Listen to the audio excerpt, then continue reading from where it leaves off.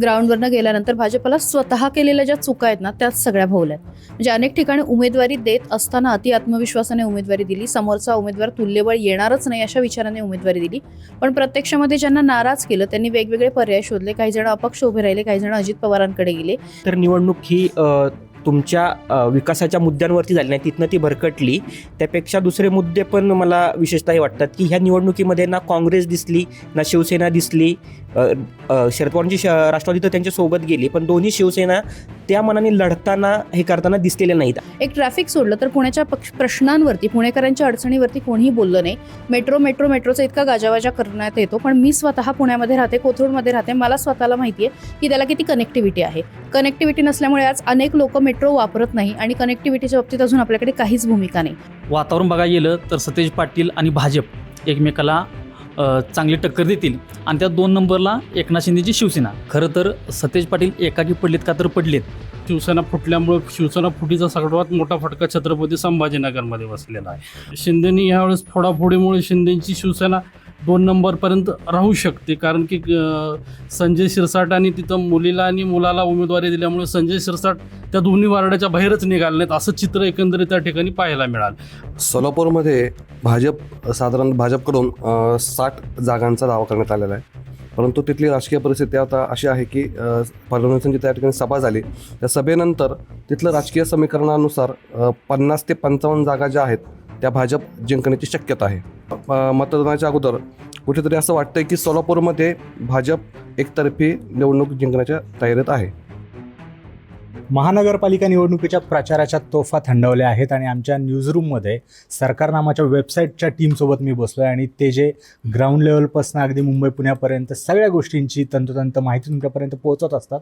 म्हणून म्हणलं त्यांनाच विचारावं नेमकं त्यांचे प्रेडिक्शन काय आहे आणि प्रत्येकाला आपण सध्या सुरुवातीला आकडे विचारूयात आणि त्यानंतर त्या आकड्याचं विश्लेषण घेऊया.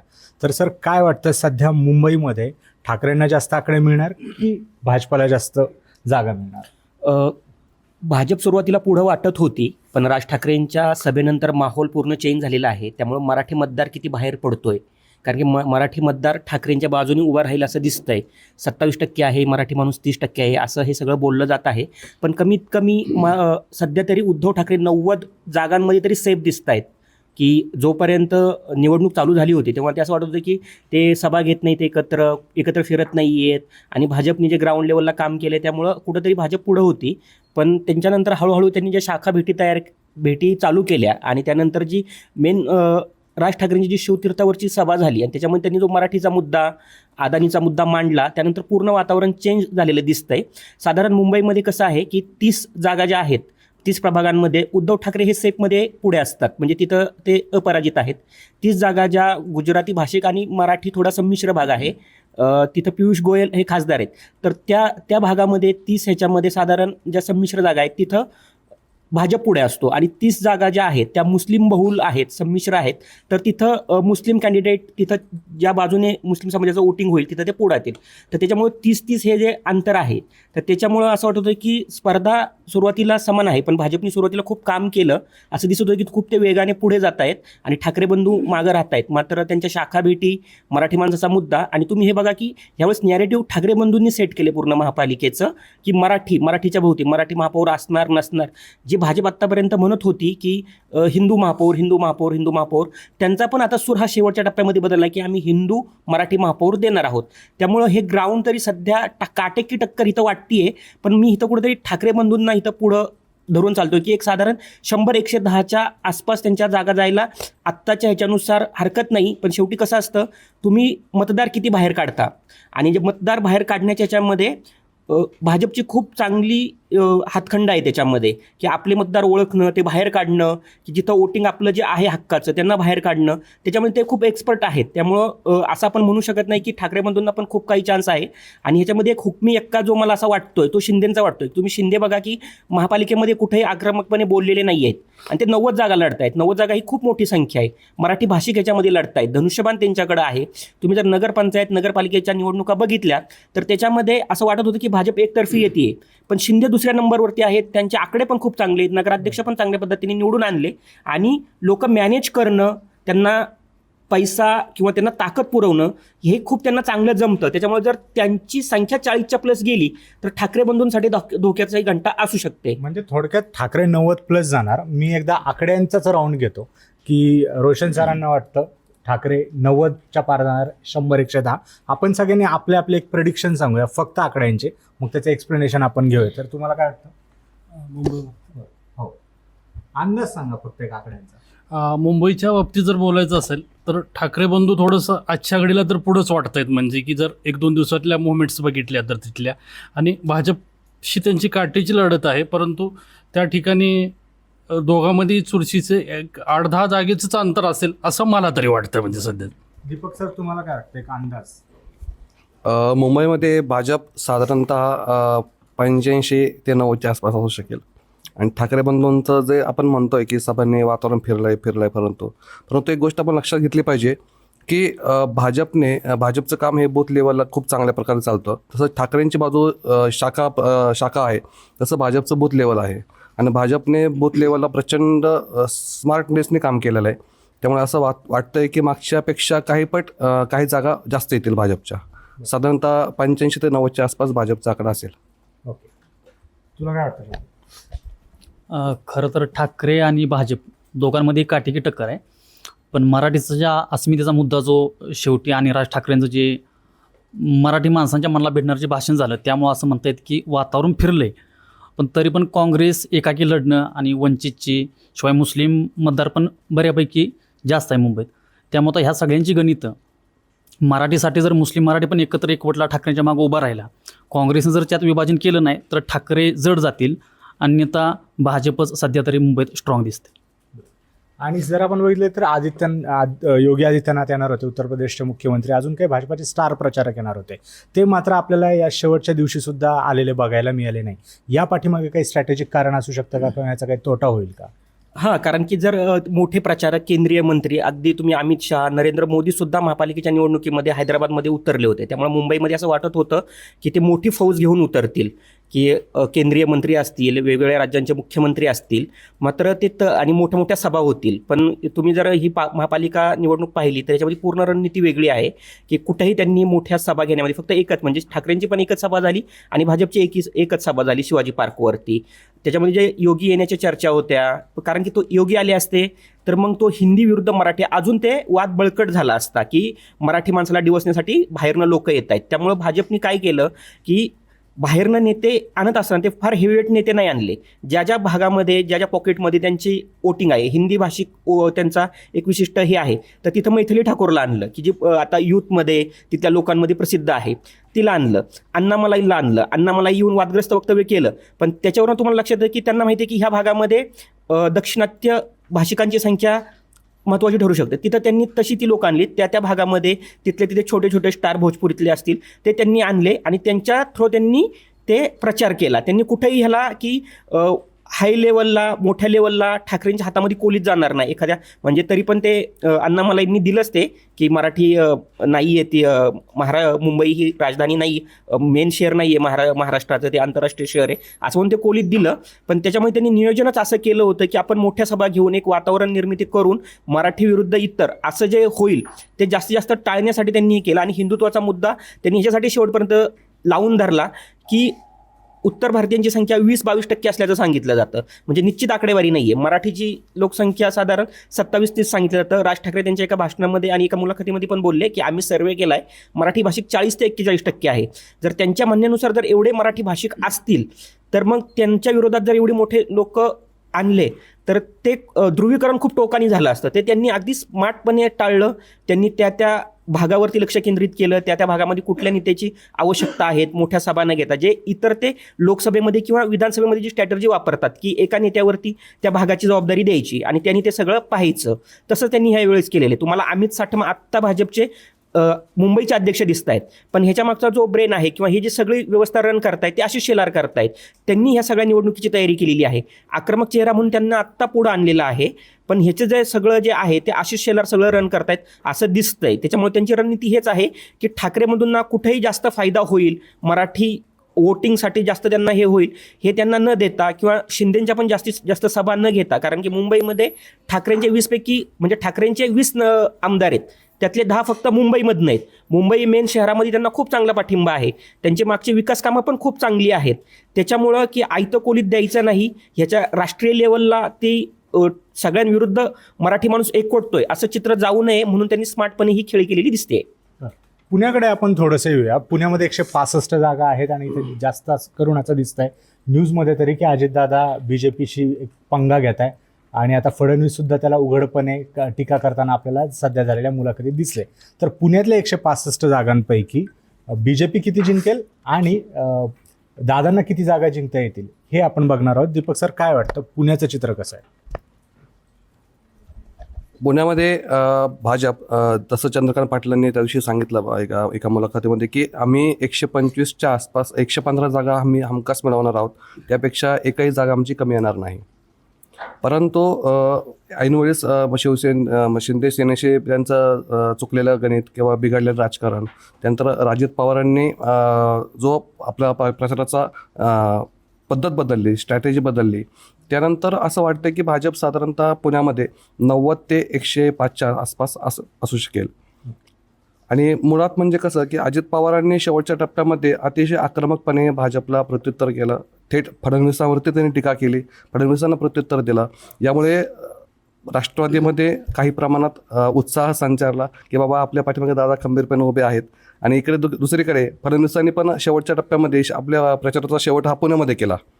त्याचा एक असा परिणाम होऊ शकतो की बाबा भाजपला बुस्टर मिळू शकतो त्यामुळे. आणि ऑलरेडी भाजपने चांगल्या प्रकारे पुणे महानगरपालिकेच्या दृष्टीने अगोदरपासून सुरुवात केली तयारीला. त्यामुळे आत्ता जर आपण पाहिलं तर भाजप पुण्यामध्ये साधारणतः 90 ते 105च्या आसपास जागा मिळू शकेल. म्हणजे जी इच्छुकांची बंडखोरी झाली किंवा आयत्या वेळी जे उमेदवार फोडण्याचा प्रकार झाला, त्यानंतर भाजपाच्या एवढ्या सभांना आणि यांना प्रत्युत्तर दादांकडनं देण्यात आलं. तसं PCMC मध्ये सुद्धा लांडगे त्यांना प्रत्युत्तर देत होते दादांना. हे सगळं दादांची स्ट्रॅटेजी फेल झाली असं तुम्ही म्हणताय? PCMC मध्ये सुद्धा सेम चित्र बघायला मिळणार नाही. PCMC मध्ये कसं झालंय की 15 वर्ष तिथे राष्ट्रवादीची सत्ता राहिलेली. अजित पवारांचा श्वास हा पिंपरी चिंचवड म्हटलं तरी हरकत नाही, अशी आत्ता परिस्थिती आहे. परंतु मागच्या पंचवार्षिकपासून भाजपने तिथे फार चांगल्या प्रकारे काम केलं. तिथे लक्ष्मण जगताप अगोदर होते भाजपकडे, त्यांचं निधन झालं. त्यांच्या जागी त्यांचा भाऊ शंकर जगताप हे आमदार झाले. त्यांनी पण चांगल्या प्रकारे BJPमध्ये पडद्याच्या पाठीमागची भूमिका त्यांनी निभावली. आता जर आपण एक पाहिलं चित्र असं आहे की पिंपरी चिंचवड महानगरपालिकेमध्ये फ्रंटला महेश लांडगे आहेत. सगळा फोकस महेश लांडगेंनी स्वतःवरती घेतलेला आहे टीकेचा. परंतु पडद्यामागे शंकर जगतापांनी फार सफाईदारपणे आणि चांगल्या प्लॅनिंगने आपले नगरसेवक कसे जास्तीत जास्त निवडून येतील त्यासाठी फिल्डिंग लावलेली आहे. त्यामुळे विरोधकांच्या गटातील चांगले नेते गळाला लावण्याचं काम करणं किंवा रात्री म्हणजे आपण साधारणतः म्हणतो की बाबा निवडणुकीमध्ये रात्रीचं चित्र फिरतं, तर त्या पद्धतीने शंकर जगतापांनी तिथे उत्तम प्रकारे आतून सूत्र हलवलेली दिसत आहेत. बरं, आता आपण थोडंसं मराठवाड्याकडे येऊया. मराठवाड्यामध्ये औरंगाबादला मोठा राडा झाला, जागा वाटप आणि त्यानंतर झालेलं जे काही प्रकरण होतं त्या संदर्भात मराठवाड्यात BJPला किती मोठा फटका बसणार आणि इतर पक्षांना कुठे आघाडी मिळणार? विलासराव देशमुखांबद्दल पण एक वक्तव्य झालं. या सगळ्याचा फटका कसा बसतोय किंवा बसणार नाही याबद्दल आपण जाणून घेऊया. सचिन सर, तुमचा चांगला मराठवाड्यावर अभ्यास आहे, तुम्हाला काय वाटतंय, प्रेडिक्शन काय आहे यावर्षीचे? मराठवाड्यात जवळपास 5 ठिकाणी महापालिकेच्या निवडणुका होत आहेत. छत्रपती संभाजीनगर, जालना, परभणी, नांदेड आणि लातूर या ठिकाणी. जवळपास या ठिकाणी बघितलं, या ठिकाणचं जर चित्र बघितलं तर भाजपमध्ये प्रचंड प्रमाणात मोठ्या प्रमाणात बंडखोरी झालेली आहे. विशेषतः छत्रपती संभाजीनगरमधला तर राडा सगळ्यांनाच माहिती झालेला आहे. त्या ठिकाणी मोठ्या प्रमाणात बंडखोरी झाली आहे. जवळपास 22 बंडखोरांना भाजपने हकालपट्टी केली परवा, त्यामुळंच आपल्याला तिथलं एकंदरीत चित्र दिसतं. परंतु आतापर्यंतची जर निवडणूक छत्रपती संभाजीनगरची बघितलं तर भाजप शिवसेनेने एकत्र लढली होती. मात्र पहिल्यांदाच की सगळ्याच पक्षात फुटाफूट झाली आणि स्वबळावर सगळेच पक्ष लढत आहेत. जवळपास छत्रपती संभाजीनगरला बघितलं तर 115 जागा आहेत त्या ठिकाणी. 115 जागापैकी 30 जागा ह्या मुस्लिम बाहुल आहेत, म्हणजे की त्या ठिकाणी मुस्लिमच नगरसेवक येणार हे जवळपास निश्चित आहे. आणि ह्या जागाकडे आजपर्यंत भाजप आणि शिवसेना कधीच डुंकूनही पाहत नव्हते, त्यामुळं या ठिकाणी तयारीही केलेली नाही आहे. आणि जर 115 जागा म्हणतोय तर आपण कुठल्याच पक्षाने 115 जागा त्या ठिकाणी लढवलेल्या नाहीत. जास्तीत जास्त 98 ते 99 जागा भाजपने त्या ठिकाणी स्वबळावर लढलेल्या आहेत. आणि जर एकंदरीत आपण या सगळ्या गोष्टी जरी चित्र बघितलं तरी पण यावेळेस पहिल्यांदाच तिथं भाजपला मोठं यश मिळण्याची शक्यता आहे आणि भाजप मोठा पक्ष राहू शकतोय तिथं. आणि शिवसेनाचं तिथं काय हां, शिवसेनेचं चित्र काय झालंय आता, ॲक्च्युली जर बघायला गेले तर शिवसेना फुटल्यामुळं शिवसेना फुटीचा सर्वात मोठा फटका छत्रपती संभाजीनगरमध्ये बसलेला आहे. आणि 2 पक्ष स्वतंत्र लढत आहेत त्यांचे, ठाकरेचे आणि शिंदेचे पक्ष. मात्र शिंदेनी यावेळेस फोडाफोडीमुळे शिंदेची शिवसेना 2 नंबरपर्यंत राहू शकते, कारण की संजय शिरसाट आणि तिथं मुलीला आणि मुलाला उमेदवारी दिल्यामुळे संजय शिरसाट त्या दोन्ही वार्डाच्या बाहेरच निघाले नाहीत, असं चित्र एकंदरीत त्या ठिकाणी पाहायला मिळालं. आणि त्याचा फटका थोड्या प्रमाणात शिंदेच्या शिवसेनेला बसत आहे. तर 3ऱ्या नंबरला MIM सुद्धा राहण्याची शक्यता आहे. MIMची 20 ते 22 नगरसेवक त्या ठिकाणी निवडून येऊ शकतात. आणि 4थ्या नंबरला जर बघितलं तर 15 ते 20च्या आसपास उद्धव ठाकरेंच्या सीट्स राहतात. आता सीट्सचं जर सांगायला गेलं तर आपण एकंदरीत तुम्हाला आकडेवारीच सांगतो मी त्या ठिकाणचे, की भाजपला 25 ते 30 जागा मिळतील, म्हणजे पहिल्या नंबरवर राहील. आणि शिंदेच्या शिवसेनेला 20 ते 25 जागा त्या ठिकाणी लागतील. MIM 20पर्यंत जाऊ शकतो आणि ठाकरेची शिवसेना 15 ते 20. हे झालं छत्रपती संभाजीनगरमधलं चित्र. आता त्याच्या पुढं जाऊयात आपण जालनामध्ये एकंदरीत आतापर्यंत काँग्रेसचं वातावरण होतं आणि जालना काँग्रेससाठी पोषक होता, कारण की तिथले स्थानिक आमदार कैलास गोरंट्याल आतापर्यंत काँग्रेसमध्ये होते, मात्र निवडणुकीच्या तोंडावरच ते भाजपमध्ये आलेले आहेत. आणि कैलास गोरंट्याल भाजपमध्ये आल्यामुळे आणि महापालिकेवर त्यांचे वर्चस्व आहे, त्यामुळे 65 पैकी जवळपास 40 जागा एकतर्फी तिथं भाजप जिंकू शकेल असं सध्याचं चित्र आहे. त्यामुळं जालन्यातही भाजपला मोठा लाभ होताना दिसत आहे. त्या तुलनेत त्या ठिकाणी 2 नंबरवरती शिंदेची शिवसेना असण्याची शक्यता आहे. तर ठाकरेची शिवसेना कमी जागा त्या ठिकाणी लढेल. त्यानंतर पुढे गेलो आपण परभणी तर आतापर्यंत काँग्रेसचं वर्चस्व होतं. सुरेश वरपुडकर यांचं एक हाती वर्चस्व त्या महापालिकेवर राहिलेलं आहे. पण निवडणुकीच्या पूर्वी म्हणजे की सुरेश वरपुडकर हे भाजपमध्ये दाखल झाले, त्यामुळं तिथलीही चित्र थोडंसं अस्पष्ट होतं. आणि म्हणजे की भाजप आणि दोन्ही राष्ट्रवादी एकत्र लढत असल्यामुळे त्यांच्यात काटेकी लढत त्या ठिकाणी बोलते. आणि एकंदरीत त्या ठिकाणी काटेकी लढत जरी असली तरी भाजप आणि राष्ट्रवादीमध्ये फारसं जागेचं अंतर राहण्याची शक्यता नाही, त्यामुळं थोडंसं तिथलं चित्र थोडंसं भाजपला पोषक नाही असं वाटतंय. म्हणजे की एकंदरीत पुढे गेलं तर आपण नांदेड महापालिकेत एखादी आतापर्यंत अशोकराव चव्हाणांचं वर्चस्व राहिलेलं आहे. काँग्रेसने त्या ठिकाणी जवळपास 80 पैकी 72 जागा जिंकल्या होत्या एकेकाळी. आणि आता जर चित्र बघितलं तर तसंच आहे. आणि कारण की अशोक चव्हाणासोबत पूर्ण काँग्रेस भाजपमध्ये गेलेली आहे, त्यामुळं भाजप त्या ठिकाणी सत्तेत येऊ शकतो. म्हणजे नांदेड आता लातूरचं जर बघितलं तर लातूरमध्ये टफ फाईट आहे काँग्रेस आणि भाजपमध्ये, कारण की थोडंसं त्यातले स्थानिक तिथली गणितं थोडीशी बिघडली आणि ऐन वेळेस भाजपने नेतृत्व अर्चना पाटील चाकूरकर परत संभाजी पाटील निलंगेकरांना दिला. त्याचा थोडाफार तिथं नाराजी आहे भाजपमध्येच इंटरनल. आणि भाजपमध्ये तिथं जरी 4 आमदार असेल तर 4 आमदाराची स्वतंत्र गट आहेत, म्हणजे की त्यामुळं त्याचंही थोडंसं नाराजी इंटरनल आहे, जी की बाहेर दिसत नाही, परंतु इंटरनल नाराजी भाजपमध्ये आहे. संभाजी पाटील निलंगेकर यांच्याकडे नेतृत्व गेल्यामुळं अभिमन्यू पवार असतील किंवा रमेश कराड असतील किंवा अर्चना पाटील चाकूरकर असतील, हे थोडंसं वेगवेगळे लढताना किंवा दिसत आहेत. त्यामुळं थोडंसं भाजपला या ठिकाणी नाराजीचा फटका बसू शकतो. गेल्या वेळेस जर आपण तिथलं समीकरण बघितलं तर 2.5 वर्ष भाजप सत्तेत होता आणि 2.5 वर्ष काँग्रेस सत्तेत होता, कारण की कट टू कट सीट्स तिथे मिळाल्या होत्या. त्यामुळे या वेळेस जरी बघितलं तर 30च्या आसपास काँग्रेस ही 30च्या आसपास राहू शकतो आणि भाजप ही 30च्या आसपास राहू शकतो जागा. काही विलासराव स्टेटमेंट झालं होतं, फडणवीसांची सभा झाली, त्याने काही फरक पडणार आहे? आणि अगदी बरोबर आहे, त्याचा थोडाफार प्रमाणात फरक पडू शकतो, कारण की विलासरावाबद्दल तिथं प्रचंड सहानुभूती आणि त्या ठिकाणी रवींद्र चव्हाणांनी केलेलं वक्तव्य थोडंसं अंगाशी येण्याची शक्यता आहे. मात्र परतच्या 2 सभामधून रवींद्र चव्हाण आणि देवेंद्र फडणवीस यांनी माफी मागितलेली आहे, त्यामुळे थोडासा ते नाराजी दूर झालेली आहे. मात्र एवढं खरं की काटेकी लढत दोन्ही पक्षामध्ये आहे आणि विशेषतः राष्ट्रवादी त्या ठिकाणी पहिल्यांदाच लढत आहे मोठ्या प्रमाणात आणि त्याही पक्षाला 5 ते 10च्या आसपास जागा जर राहू शकतात. आणि सत्तेत जर एकंदरीत समीकरण बघितलं आपण तर महायुती म्हणून हे परत जर एकत्र सर्व पक्ष आले तर परत भाजपची सत्ता त्या ठिकाणी राहू शकते, म्हणजे की हे मात्र निश्चित आहे.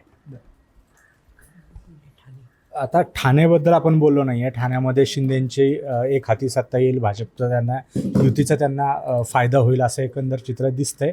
पण ठाण्यामध्ये काही अनपेक्षित गोष्टी होऊ शकतात का?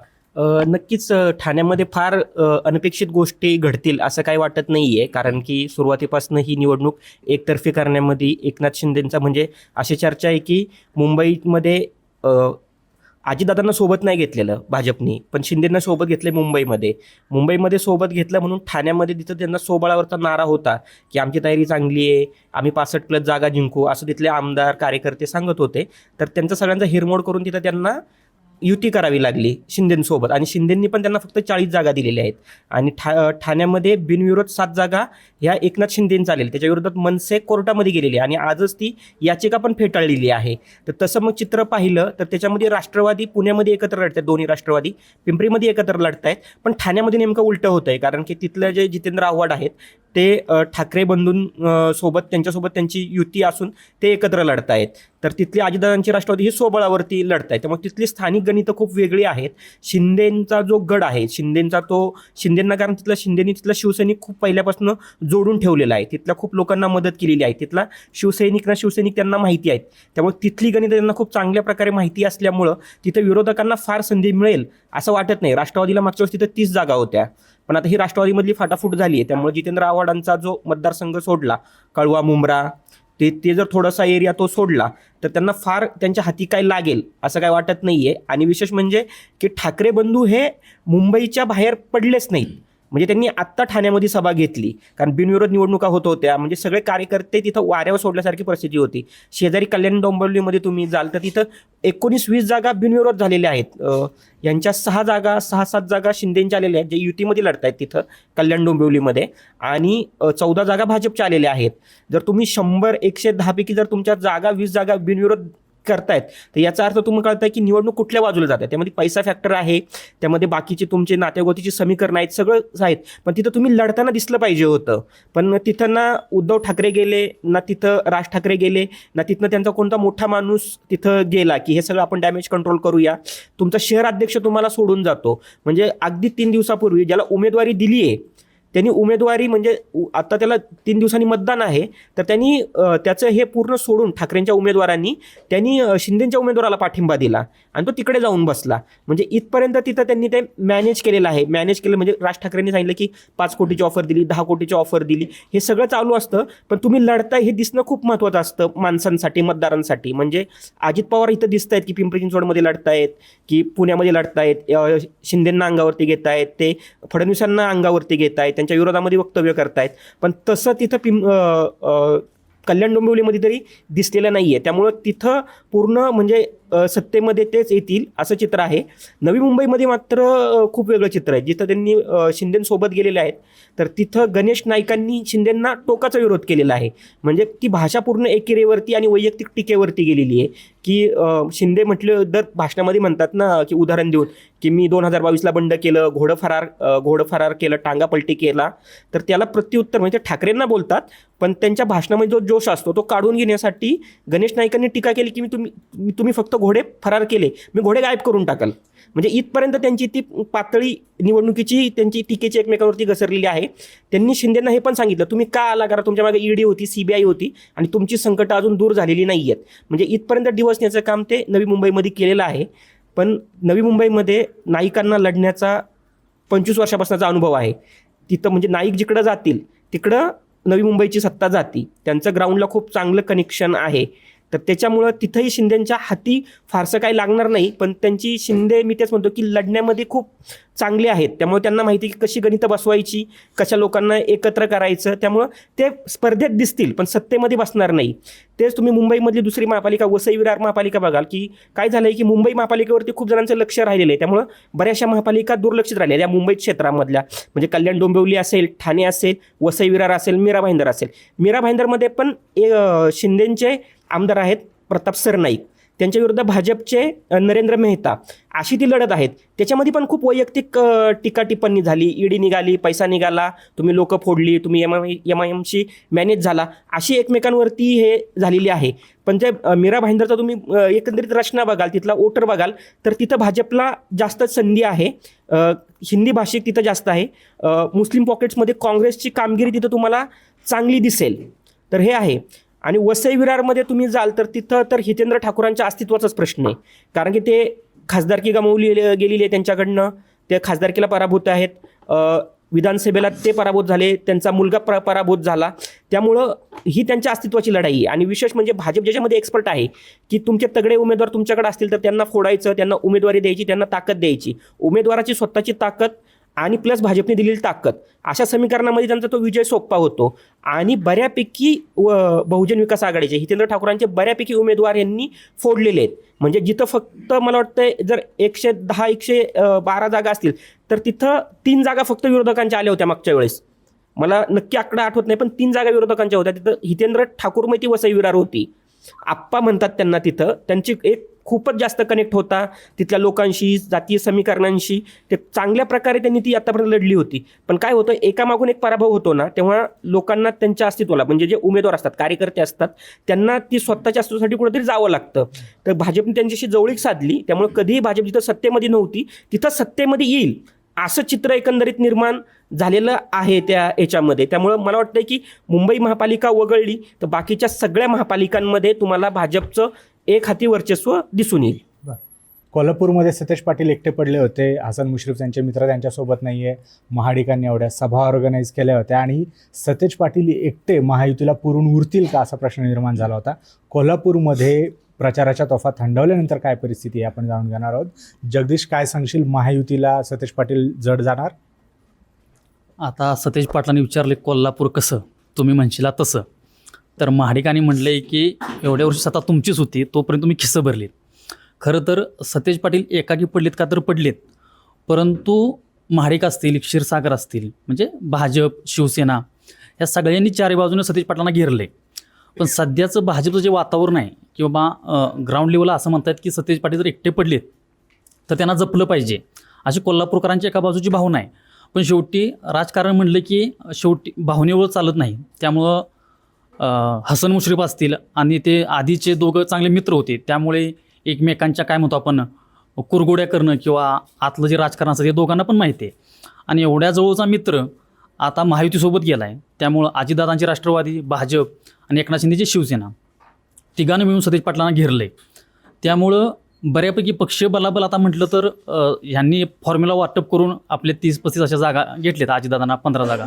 काँग्रेस आणि शरद पवारांची राष्ट्रवादी, काँग्रेस सर्वात जास्त जागा लढते तिथं. त्यामुळे आता सचिन पाटलांचा बऱ्यापैकी कस लागणार आहे आणि त्यांना त्याचा अनुभव पण आहे, कारण की याच्या आधी त्यांनी असे अनेक पक्ष आपल्या अंगावरती घेतलेत. त्यामुळं आत्ताचं जर वातावरण बघायला गेलं तर सतेज पाटील आणि भाजप एकमेकाला चांगली टक्कर देतील. आणि त्या 2 नंबरला एकनाथ शिंदेची शिवसेना, कारण की तिथं आता प्रकाश आंबेडकरांची ताकद आहे. शिवाय एकनाथ शिंदे तिथं सभा घेतलीत, आपली माणसं उतरवलीत. त्यामुळं पुढं काय होईल ते सांगता येत नाही. पण तरी पण आत्ता सध्या भाजप आणि काँग्रेस यांच्यामध्ये काटेकी टक्कर आहे आणि महायुतीचं मिळून पारडं जड वाटतंय सध्या तरी. सोलापूरमध्ये राजकीय हत्या झाल्या आणि त्यानंतर तिथल्या निवडणुकीला गालगोट लागला असं बातम्यासुद्धा तुम्ही बघितल्या असतील. सोलापूरमध्ये परिस्थिती नेमकी काय ती जरा समजून घेऊया. सोलापूरमध्ये साधारण भाजपकडून 60 जागांचा दावा करण्यात आलेला आहे. परंतु तिथली राजकीय परिस्थिती आता अशी आहे की फडणवीसांची त्या ठिकाणी सभा झाली. त्या सभेनंतर तिथलं राजकीय समीकरणानुसार 50 ते 55 जागा ज्या आहेत त्या भाजप जिंकण्याची शक्यता आहे. त्यानंतर तिथे राष्ट्रवादी आणि शिवसेनेची युती झाली होती. त्यामुळे कुठेतरी अशी तुल्यबळ लढती तिथे होतील असं वाटत होतं. परंतु तिथलं चित्र शेवटी शिंदेची तिथे सभा झाली नाही. त्यानंतर उदय सामंत तिथे फिरकले नाही. राष्ट्रवादीचे अण्णा बनसोडे ज्यांनी निवडणुकीपूर्वी तिथे चांगली म्हणजे फिल्डिंग लावली होती, इन्कमिंगसाठी त्यांनी जोर लावला होता, परंतु ते सुद्धा त्या ठिकाणी फिरताना दिसले नाही. त्यामुळे आता मतदानाच्या अगोदर कुठेतरी असं वाटतंय की सोलापूरमध्ये भाजप एकतर्फी निवडणूक जिंकण्याच्या तयारीत आहे. त्यानंतर असं तिथे झालेलं की तिथे साधारणतः 102 जागा आहेत. भाजपने 102 जागा स्वबळावरती लढवल्या आहेत. आणि शिंदे आणि राष्ट्रवादी यांनी तिथे जागा लढवल्यात एकत्रितपणे.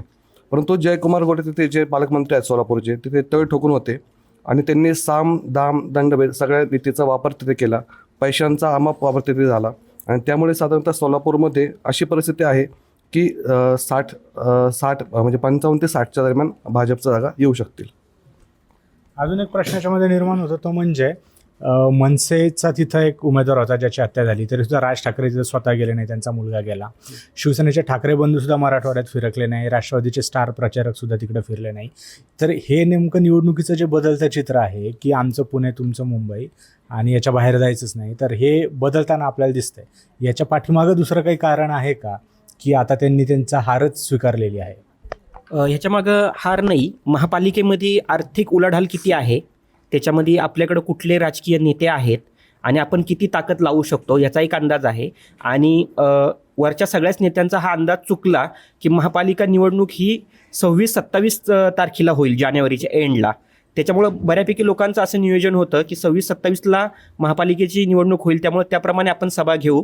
पण जो कमी कालावधी मिळालेला आहे, त्या कमी कालावधीमध्ये जर तुम्हाला लक्ष केंद्रित करायचं असेल तर मग तुम्ही तुमची ताकद आणि तुमची शक्ती कुठं लावायचं हे तुम्ही ठरवलं पाहिजे. त्यानुसार त्यांनी नियोजन केलं. ठाकरे बंधूंना माहिती आहे की जरी सगळ्या महापालिका गेल्या तरी 74,000 कोटीचा इन्कम असणारी महापालिका जर आपल्याकडे आली तर भविष्यामध्ये आपल्याला राजकारणामध्ये कमबॅक करायला संधी आहे. हा ठाकरे बंधूंचा विचार झाला, त्याच्यामुळे त्यांनी जास्तीत जास्त तिथं ताकद लावली. अजित पवारांना माहिती आहे की पुणे जिल्ह्याचं पालकमंत्रीपद इथं आहे, त्यांचे आमदार खासदार ह्या इकडे जास्त आहेत, त्यांना भविष्यातलं राजकारण ह्याच्या इकडेच करायचं आहे. त्यामुळे पुणे आणि पिंपरी चिंचवड महापालिका आपल्याकडं आली पाहिजे. त्यामुळं जास्तीत जास्त इथं लक्ष केंद्रित करून इथल्या जागा निवडून आणणं हे त्यांच्यासाठी महत्त्वाचं आहे. बाकीकडे त्यांनी लोकं दिली, तेवढ्या ताकदीची लोकं आहेत, तेवढ्या ताकदीचा प्रचार झाला नाही झाला हा वेगळा मुद्दा. पण तुम्हाला तुमची ताकद माहिती असली पाहिजे, आपण कुठं लढत देऊ शकतो हे जर तुम्हाला माहिती असेल तरच तुम्ही ती लढू शकता. आणि तुम्ही जरी पराभूत होण्याच्या ह्याच्यामध्ये असाल तरी तुम्ही ते जिंकण्याच्या जवळ जाऊ शकता. म्हणजे पुण्यामधलं तुम्ही बघा, पुणे पिंपरी चिंचवडमध्ये बघा की जेव्हा निवडणुका सुरू होत होत्या तेव्हा एकतर्फी भाजप वातावरण होतं की भाजपच येणार, 100% भाजपच येणार, भाजपचा सगळीकडे जोर आहे, भाजपचीच सगळ्यांना उमेदवारी हवी होती, सगळं भाजपमय झालं होतं.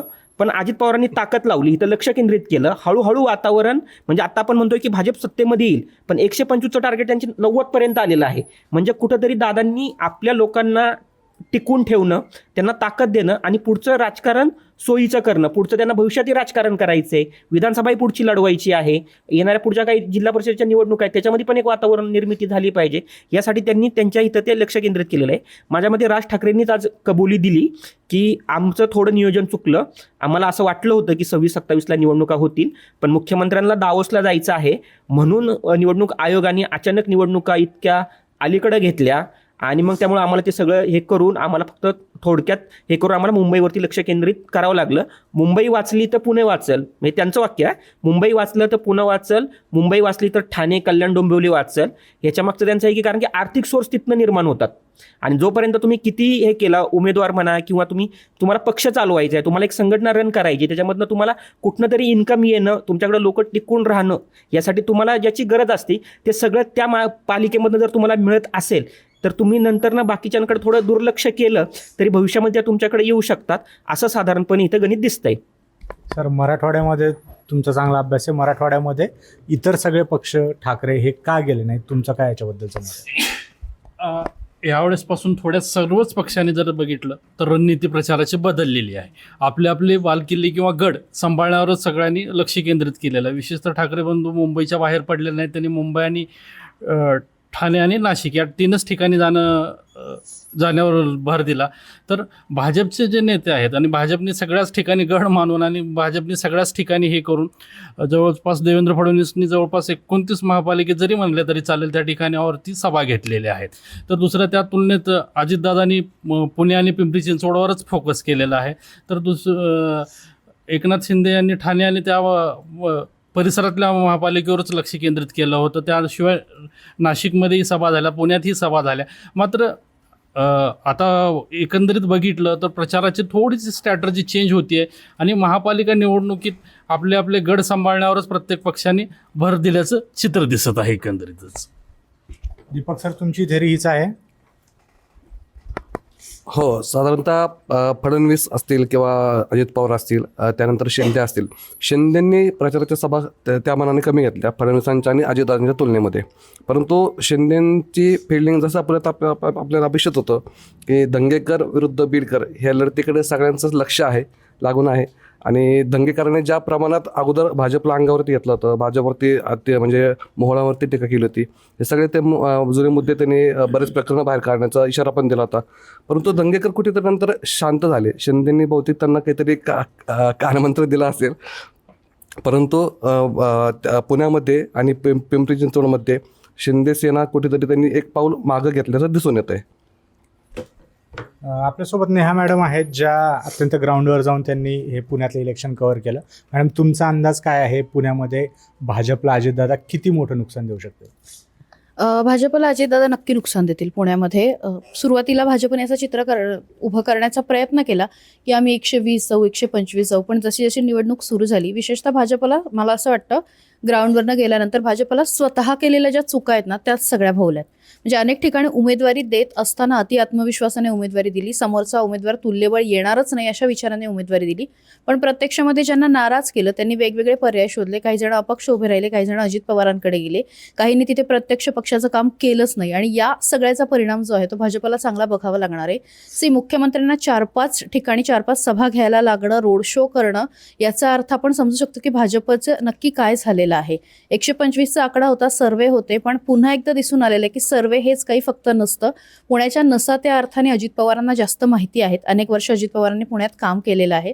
त्यामुळे काही लिटरली म्हणजे काही पॅनल असे होते की ते अजित पवारांच्या झोळीत आयते जाऊन पडले आणि त्याचा मोठा फायदा जो आहे तो त्यांना होऊ शकतो असं वाटतंय. भाजपचे 125 म्हणत होते, तर साधारणपणे 80-90 पर्यंत भाजप येईल असा अंदाज आता बरेच जण वर्तवत आहेत. त्याला कारण असं आहे की बहुमत मिळेल का, तर मिळेल, पण मागच्या वेळेस इतकं मिळणार नाही. आणि अजित पवार जे अगदी 20-25 सांगत होते त्या जागा त्यांच्या 35-40 होण्याची शक्यता आहे. त्यामुळे अजित पवारांची एक निर्णायक संख्या जी आहे ती सभागृहामध्ये दिसेल. सोमेशी, सगळी निवडणूक कव्हर करताना 2-3 गोष्टी फार प्रकर्षाने दिसल्या. 12,500 कोटीपर्यंत पुणे महापालिकेचं बजेट गेलेलं आहे. 41% खर्च हा कर्मचाऱ्यांच्या पगारावरती होतो. आणि हे सगळं होत असताना सुद्धा एक ट्रॅफिक सोडलं तर पुण्याच्या प्रश्नांवरती, पुणेकरांच्या अडचणीवरती कोणीही बोललं नाही. विशेषतः जी दुसरी महापालिका हडपसरला करण्याचा विचार आहे, जे पुणे महापालिकेचं विभागीकरण करायचं आहे, त्याबद्दल कुठल्याही पक्षाने जाहीर भूमिका घेतलेली सगळ्यांना भीती होती की असं आपण बोललं तर लोकांना राग येईल का, लोकांना आवडणार नाही का. पण ह्याच्यामध्ये पुणेकरांसाठी काय महत्त्वाचं आहे हे सगळ्यात गरजेचं होतं. तर हा अजेंडा फारसा कोणीच मांडला नाही. फक्त वचननामा, जाहीरनामा मांडण्यात आले. मेट्रोचा इतका गाजावाजा करण्यात येतो, पण मी स्वतः पुण्यामध्ये राहते, कोथरूडमध्ये राहते, मला स्वतःला माहिती आहे की त्याला किती कनेक्टिव्हिटी आहे. कनेक्टिव्हिटी नसल्यामुळे आज अनेक लोक मेट्रो वापरत नाही आणि कनेक्टिव्हिटीच्या बाबतीत अजून आपल्याकडे काहीच भूमिका नाही. पुणे ज्या पद्धतीने वाढलेलं आहे त्यामध्ये कुठलाही असा ठोस आराखडा मांडलेला नाहीये. जसं म्हटलं जातं की पिंपरी चिंचवडमध्ये रस्ते मोठे आहेत, म्हणजे आता आम्ही बाणेरमध्ये बसलोय, बाणेरवरनं पिंपरी चिंचवडला गेलं तर जातानाच आपल्याला कळतं की आपण पिंपरीमध्ये आलेलो आहोत. त्या प्रमाणामध्ये मोठेच्या मोठे रस्ते आहेत, लोकांना जायला जागा आहे. पुण्यामध्ये तुम्ही जर गेला तर आजूबाजूची थोडीफार उपनगर असू द्या किंवा शहर असू द्या, जर समोरनं PMT आली तर बाकीच्यांना अक्षरशः रस्त्याच्या खाली उतरावं लागतं की काय अशी वेळ येते. मग अशा वेळी फक्त उड्डाणपूल बांधणं एवढाच पर्याय आहे का? आणि उड्डाणपुलाच्या तुम्ही ज्या काही अपेक्षा व्यक्त करता त्याची आश्वासनं देणं, म्हणजे लोकांनी खालून नाही तर वरून जायचं, मग वरून पण वाहनांची गर्दी झाली की त्याच्यावरती दुसरा उड्डाणपूल बांधणार आहे का? तर हा उपाय नाही आहे. त्याच्यासाठी तुम्हाला सार्वजनिक वाहतूक व्यवस्था व्यवस्थित करावी लागेल आणि ती जर करायची असेल तर तुम्हाला कनेक्टिव्हिटी आणावी लागेल. तुम्हाला दुसरी महापालिका ही करावीच लागणार आहे आणि त्याबद्दल सगळ्या राजकीय पक्षांनी बोलणं टाळलं, हे फार वाईट आहे. तुम्हाला 41% जर लोकांच्या वरती पगार जातोय तर 1% अमृत योजनेसाठी दिलेले आहेत, 2% स्मार्ट सिटीसाठी पुणे महापालिका देते. भले केंद्राकडनं आणि राज्याकडनं जरी पैसे येत असले तरी महापालिका सध्या पूर्णपणे खिळखिळी झालेली आहे. जी परिस्थिती पुण्याची आहे तीच पिंपरी चिंचवडची. एकमेकांवरती फक्त बोलून आणि ह्याच्या उत्तराला त्यांनी उत्तर द्यायचं, मी एकदा बॉल मारेल तू एकदा उलटा बॉल मार, ह्याच्यामध्ये काही होणार नाहीये. पुणेकरांचे अनेक प्रश्न या निवडणुकीमध्ये बोलले गेले नाहीत. उगीचच निवडणूक ही अजित पवार विरुद्ध भाजप अशा पद्धतीने रंगवण्यात आली आणि त्यामध्ये अनेक प्रश्न, अनेक आश्वासनं ही बाजूला पडली असं मला मनापासून वाटतं. पिंपरी चिंचवडमधल्या आकड्यांचं प्रेडिक्शन तरी काय आहे? प्रश्न जरी नाही सुटले तर पिंपरी चिंचवडमध्ये मी काही फार प्रेडिक्शन असं आकडे नाही सांगू शकत, पण मला अजूनही असं वाटतं की अजित पवारांनी कितीही दावा केला तरी त्यांच्यासमोर त्यांचे शिष्य उभे आहेत, पण ते आता फक्त शिष्य राहिले नाही, ते तिथले लोकप्रतिनिधी आहेत आणि चांगले ताकदवान झालेत. म्हणजे असं म्हणतात ना की आपण एखादं झाड वाढवलं आणि ते आपल्यापेक्षाही मोठं व्हायला लागलं, ते तसं काही प्रमाणात अजित पवारांचं पिंपरीमध्ये झालं. महेश लांडगे असू द्या किंवा जगताप फॅमिली असू द्या, हे सगळेजण जे आहेत किंवा तिथं जे आता भाजपमध्ये गेलेले हे कुठनं बाहेरनं आलेले नाही किंवा हे काही स्वतःचं नेतृत्व नाही. यांना अजित पवारांनीच मोठं केलं, यांना अजित पवारांनीच ताकद दिली, अजित पवारांनीच त्यांना राजकारणात आणलं. पण आता ते त्यांनी स्वतःचं स्थान तिथे निर्माण केलंय आणि हे आता मान्य करावं लागेल. आणि तेच ह्या संपूर्ण निवडणुकीमध्ये दिसून आलं. आणि मग ते महेश लांडगे विरुद्ध अजित पवार असा सगळा प्रचार दिसून आला. मला असं वाटतं की ज्या पद्धतीने ते तिथे लोकप्रतिनिधी आहेत आणि विशेषतः पिंपरी चिंचवडमध्ये जी काही लोक भाजपमध्ये निवडणुकीच्या आधी जात होती, म्हणजे लढायला माणसं राहतील की नाही असा सगळा प्रश्न निर्माण झाला होता. तर पिंपरी चिंचवडमध्येही भाजप येऊ शकतं, भाजपच्या बहुमताचीच शक्यता आहे. मात्र अजित पवारांनी परत एकदा त्यांना पळायला लावलं, त्यांना कष्ट करायला लावले आणि त्यांना घाम गाळायला लावला. जी निवडणूक एकतर्फी वाटत होती ती एकतर्फी होऊ दिली नाही, हे मान्य करावं लागेल. याच्यामध्ये मला महत्त्वाचा मुद्दा वाटतो की एकतर निवडणूक ही तुमच्या विकासाच्या मुद्द्यांवरती झाली नाही, तिथनं ती भरकटली. त्यापेक्षा दुसरे मुद्दे पण मला विशेषतः हे वाटतात की ह्या निवडणुकीमध्ये ना काँग्रेस दिसली ना शिवसेना दिसली. शरद पवारांची राष्ट्रवादी तर त्यांच्या सोबत गेली, पण दोन्ही शिवसेना त्या मनाने लढताना हे करताना दिसलेले नाहीत. आणि हे खूपच वाईट आहे, कारण की महायुतीमधले हे दोघं मित्रपक्ष आहेत. समजा आपण एक गृहीत धरू की भाजपला बहुमत नाही मिळत आहे, भाजप दोन्ही महापालिकेमध्ये बहुमतापासून लांब राहतोय, अजितदादांकडे निर्णायक संख्या आहे, तर जे वरती बसलेत महायुतीमध्ये, राज्यामध्ये सरकारमध्ये बसलेत, ते महापालिकेमध्ये एकत्र येऊन सत्ता स्थापन करणारच ना. म्हणजे विरोधकांचा जो पेस आहे तो पेस आत्ता मिळवण्याची संधी होती. जगताप बाहेर पडले हडपसरमधले आपले, जेव्हा शरद पवारांच्या राष्ट्रवादीचे प्रशांत जगताप ते बाहेर पडले, त्याच्यामुळे जे वातावरण निर्मिती झाली होती त्याचा फायदा घेण्याची संधी काँग्रेसला आयती चालून आली होती. मला महाराष्ट्रभरामधनं मला बऱ्यापैकी फोन येत होते की प्रशांत जगताप निवडून येणार का, त्याचा किती फटका बसणार. म्हणजे महाराष्ट्राच्या बाहेर, पुण्याच्या बाहेर त्याची जास्त चर्चा झाली, पण पुण्यामध्ये तेवढी चर्चा होताना प्रशांत जगतापांच्या बाबतीत दिसत नाहीत. असंही म्हटलं जातं की तिथं त्यांची सीट पण थोडीशी धोक्यामध्ये आहे की काय आहे याच्यामध्ये, म्हणजे इतपत ते होतंय. त्यामुळे ही विरोधकांनी महायुतीमधल्याच मित्रपक्षांनी तेच ग्राउंडवरती विरोधक, तेच सत्तेमध्ये, ते आज एकमेकांच्या विरोधात बोलणार, तेच परत मांडीला मांडी लावून बसणार. आणि ही तुमची जी विरोधकांची पेस आहे, काँग्रेसनी ओरडून ओरडून सांगायला पाहिजे होतं की तुम्ही मित्र आहात, तुम्ही आत्ता इथं भांडता, ही तुमची नुराकुस्ती आहे, हे तुम्ही पुणेकरांनी ह्याला भुललं नाही पाहिजे. विकासाच्या मुद्द्यावरती तुम्ही बोललं पाहिजे. त्यांनी ती सगळी संधी ह्याच्यामध्ये गमावली. काँग्रेसची मोठी म्हणजे अजितदादा फिरतायत, भाजपचे 4 येत आहेत, काँग्रेसच्या कुठल्या मोठा नेता आला ते म्हणतायत की आम्ही स्वबळावर लढतोय, ठाकरेंसोबत लढतोय, मनसेसोबत काही ठिकाणी लढतोय. कुठला मोठा नेता इथं पुण्यामध्ये येऊन त्यांनी सभा घेतली, इथली वातावरण निर्मिती केली? एक सिंगल नाव नाही आहे की जे तुम्हाला माहिती असेल, येऊन वॉर्डामध्ये गेला असेल, म्हणजे ते पण उमेदवार स्वतःच्या हिमतीवरती त्या माणसाला आणतायत, तिथं प्रचार करतायत आणि त्याला तिथनं परत पाठवतायत.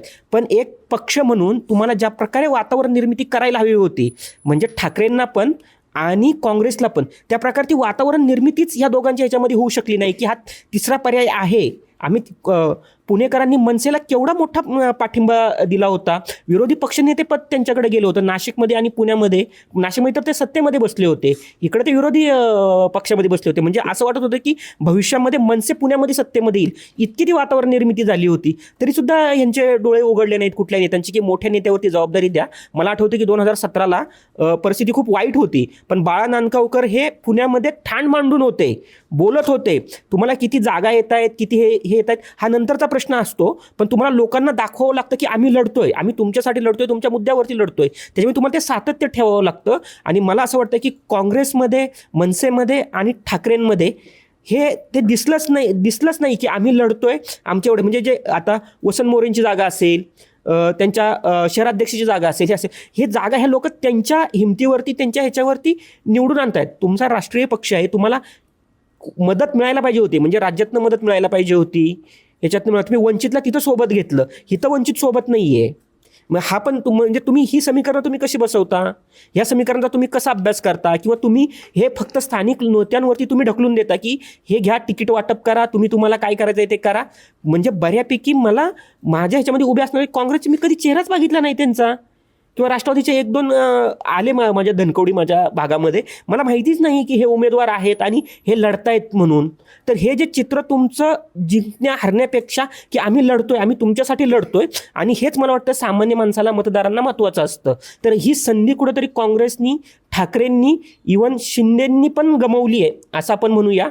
राज ठाकरेंना संधी होती, राज ठाकरेंनी एक मोठी सभा इथं घेणं महत्त्वाचं होतं, कारण की जर राज ठाकरे मुंबईच्या प्रश्नावरती एवढ्या पोटतिडकीने बोलतात, तेवढ्याच पोटतिडकीने ते पुण्याच्या प्रश्नावरती, इथल्या वाहतुकीविषयी, इथल्या जमिनीविषयी, इथल्या अनधिकृत बांधकामांविषयी ते बोलत असतात. तर त्यांना इथे एक संधी होती की एकत्रित एक सभा घ्या मोठी आणि लोकांना संदेश जाऊ द्या, एक वातावरण निर्मिती होऊ द्या, पण ती त्यांनी इथं टाळलेली मला दिसतेय. मॅडम तुम्ही काय ॲड कराल यात? नाही, मला असं वाटतं की माझा सहकारी रोशन जे म्हटलं ते काँग्रेसचा कुठला मोठा नेता आला नाही, पण शहर काँग्रेसचं चाललेलं काय हा मला सगळ्यात मोठा प्रश्न वाटतो. अरविंद शिंदे शहराध्यक्ष आहेत, पण ते स्वतः लढवत होते. चला एक माणूस बाजूला ठेवू. रमेश बागवेंचा मुलगा आणि सून दोघंही जण वेगळ्या ठिकाणी लढत होते, ते एक बाजूला गेले. मोहन जोशी जे माजी आमदार आहेत त्यांचा एक वेगळा गट आहे, त्यांचं काहीतरी वेगळं चाललेलं आहे. त्याच्यानंतर अनंतराव गाडगीळ जे माजी आमदार होते ते फारसे काही लोकांमध्ये नसतात, फिरत नसतात. काँग्रेसला ना, शहर काँग्रेसला पुण्यामध्ये नेताच राहिलेला नाही. अशा वेळी प्रशांत जगतापांच्या इमेजचा आणि त्या काळात त्यांना जी काही प्रसिद्धी मिळाली त्याचा वापर काँग्रेसने करून घेणं फार महत्त्वाचं होतं, आणि तिथे न केल्यामुळे पहिली काँग्रेसची चूक तिथे झाली. जसा धंगेकरांचा वापर केला मागच्या वेळेस किंवा धंगेकरांनी स्वतः काँग्रेसचा वापर केला, जे काही असेल ते, पण तिथे जे काही झालं त्या काळामध्ये त्याचं नाही म्हटलं तरी काँग्रेसला पोटनिवडणुकीत का होईना फायदा झाला. तो जो त्यांना कॉन्फिडन्स आलेला होता तो त्यांना लोकसभेमध्ये पण उपयोगी पडला. आता प्रशांत जगताप जर आलेले होते तर जगतापांना स्वतःच्या सीटसोबत इतर ठिकाणी पण फिरवणं आणि आम्हीच कशा पद्धतीने एकनिष्ठ आहोत किंवा आम्हीच कशा पद्धतीने तत्वांवरती चालणारे आहोत अशी बरीच टिमकी वाजवण्याची संधी खरं तर काँग्रेसला होती, पण काँग्रेसने ॲज युजल तीही घेतली नाही आणि स्वतःच्या जागांमध्ये स्वतःच्या कामामध्ये ते इंटरेस्टेड राहिलेत. शहरात एकही सभा घेतली नाही. रोशन म्हटलं तसं की MIM आणि काँग्रेसची एक चांगली युती होऊ शकली असती. जर तुम्ही मुंबईमध्ये करताय तर पुण्यात करायला काहीच अडचण नव्हती. विशेषतः अल्पसंख्याक मतांमध्ये तो महत्त्वाचा टक्का राहिला असता, त्याचा त्यांना फायदा झाला असता. त्यामुळे ती एक संधी काँग्रेसने गमावली. दुसरीकडे जर आपण बघितलं ना तर खरंच ती नुराकुस्तीसारखंच झालेलं आहे. म्हणजे राष्ट्रवादीने सुद्धा अजित पवारांनी पवारांच्या राष्ट्रवादीला म्हणजे तुतारीवाल्यांना सोबत घेऊन एक प्रकारे गट संपवलेला. तुम्ही लक्षात घ्या, जी लढाई ही 6 जणांमध्ये होती ती 4 जणांवरती आली. शिवसेना वेगळी झाली, भाजप वेगळी झाली, 2 राष्ट्रवादी एकत्र झाले आणि मग बाकीचं काँग्रेस आणि ठाकरेंची शिवसेना यांना काही फार महत्त्व राहिलं नाही. मनसेच्या बाबतीत पण मी तेच म्हणते, 2012 साली मनसेचे 29 का 30 नगरसेवक पुणे महापालिकेमध्ये होते. जर कोणी पुणे महापालिकेची जनरल बॉडी मीटिंग पाहिली असेल तर कशी पूर्ण मोठीच्या मोठी रांग, एक मोठा 1/4 लोक, जवळपास 1/4 लोक जे आहेत नगरसेवक जे आहेत ते मनसेचे होते. मनसेला एक चांगली संधी होती. 2017 तसं झालं नाही. वसंत मोरे, साईनाथ बाबर आणि मला वाटतं अजून कोणीतरी असे दोघंच जण फक्त निवडून आलेले होते. त्यावेळी भाजपची मोठी लाट होती, भाजपचे 97 लोक आलेले होते. पण अशा वेळी मला असं वाटतं की चांगली संधी खरं तर मनसेला सुद्धा होती. मनसेनेही ते केलं नाही. विशेषतः एक अमित ठाकरेंची रॅली सोडली आणि काल काही तासांसाठी राज ठाकरे पुण्यामध्ये आले आणि वेगवेगळ्या ठिकाणी फक्त लोकांना एक जनरल भेटले. हे जर सोडलं तर मनसेनेही काही फारसं मोठ्या नेत्यांनी त्यांच्या आले नाही किंवा काही फार ढवळून काढलं अशातला भाग झाला नाही. ज्या पद्धतीने त्यांनी मुंबईला कॉन्सन्ट्रेट केलं, ज्या पद्धतीने नाशिकला कॉन्सन्ट्रेट करण्याचा प्रयत्न केला, मी असं म्हणत नाही नाशिकलाही पूर्ण वेळ दिला, पण पुण्यामध्ये करण्यासारखं होतं. तुमची जर संख्या 29 होती आणि ती 2 वरती आलेली होती तर ती परत एक 10 वरती नेण्यासाठी एक चांगली संधी होती. पण मनसेनेही ती स्पेस ऑक्युपाय करण्याचा प्रयत्न केला नाही. मला असं वाटतं की पुण्यामध्ये ज्या पद्धतीने अजित पवार आणि भाजपनी सगळं जे काही आहे, मग माध्यमं असू द्या, लोकांचं लक्ष असू द्या, पुणेकरांचं प्रचाराची सगळी ती जी स्पेस आहे ती सगळी ज्या पद्धतीने खेचली, बाकीच्या पक्षांचा म्हणजे आत्मविश्वास कमी झाला की ते खरंच घाबरलेले होते की त्यांना काही करायचंच नव्हतं, असे 3ही प्रश्न उपस्थित होतात. त्यामुळे अर्थातच म्हणजे नॅचरली अजित पवार आणि भाजपला त्याचा फायदा होणार आहे. येस, हे खूप मोठं आपलं डिस्कशन झालं. उद्यासुद्धा आम्ही याच्यावर लाईव्ह तुम्हाला सांगणार आहोत कसे आकडे येतात याबद्दल. हे सगळं विश्लेषण उद्या लाईव्ह होणार आहे. सरकारनामावर असेच व्हिडिओ बघा, सकाळवर सुद्धा बघा. या दोन्ही चॅनलला सबस्क्राईब करा आणि आम्ही तुमच्यासाठी असेच विश्लेषणपर व्हिडिओ घेऊन येत राहू. धन्यवाद.